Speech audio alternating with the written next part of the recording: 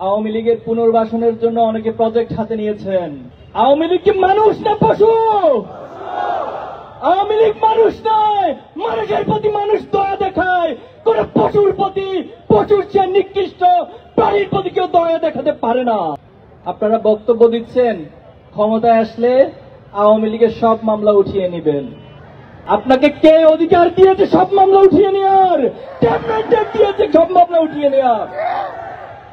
আপনারা ক্ষমতায় আসার আগে নিজেদেরকে ক্ষমতার চেয়ারে কল্পনা করা শুরু করে দিয়েছেন। হাসিনাকে আমরা একটা লাল কার্ড দেখিয়েছি। যারা ভবিষ্যতে ফ্যাসিবাদী স্বৈরাচারী আচরণ করার চেষ্টা করবেন তাদের জন্য ডাবল লাল কার্ড এই প্রজন্ম তৈরি করে রাখবে ইনশাআল্লাহ। এক একজন বিদেশ থেকে বসে বসে এই দেশকে পরিচালনা করছে, আপনারা দেখছেন।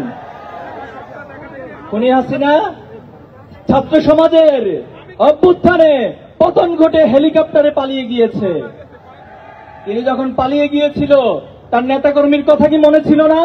তার নেতাকর্মীদেরকে মৃত্যুর মুখে রেখে যে নেত্রী পালিয়ে যায় সেই নেত্রীর কথা ধরে যারা আজকে ইঁদুর দৌড় খেলা খেলছেন তাদেরকে হুঁশিয়ারি করে দিতে চাই। আপনাদের ন্যূনতম লজ্জা থাকার কথা ছিল, ন্যূনতম আপনাদের বিবেকবোধ থাকার কথা ছিল। যে নেত্রী আপনাদেরকে মৃত্যুর মুখে রেখে পালিয়ে যায় তার কথা আজকে আপনারা আবার নিজেদেরকে হুমকির মুখে ফেলছেন।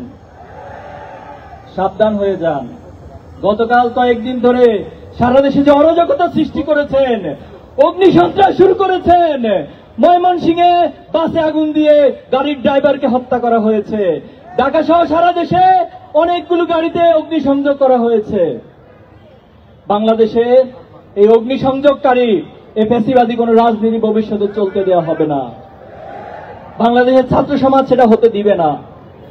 সংগ্রামী উপস্থিতি, আমরা সরকারকে আহ্বান জানাবো অতি সত্বর জুলাই গণহত্যা সহ বিডিআর হত্যাকাণ্ডে যারা শহীদ হয়েছিল, সপ্তাহে যারা শহীদ হয়েছিল, বাংলাদেশে অসংখ্য আলেম ওলামা নেতৃবৃন্দকে যারা হত্যা করেছিল, যারা জুলাই গণহত্যা চালিয়েছিল, তাদের প্রত্যেককে যথাযথ বিচারের আওতায় আনতে হবে। জুলাই সনদ জুলাইয়ের অন্যতম আকাঙ্ক্ষা ছিল। এই রাষ্ট্রের দীর্ঘদিন যাবৎ রাষ্ট্রের প্রতিটি প্রতিষ্ঠানকে ধ্বংস করে দেওয়া হয়েছে। আমাদের বড় আকাঙ্ক্ষা ছিল জুলাইয়ের মধ্য দিয়ে প্রত্যেকটি প্রতিষ্ঠান সংস্কার হবে, কিন্তু এখানে আমরা দেখতে পাচ্ছি একটি রাজনৈতিক দল তারা বারবার সংস্কারের পথে বাধা সৃষ্টি করছে।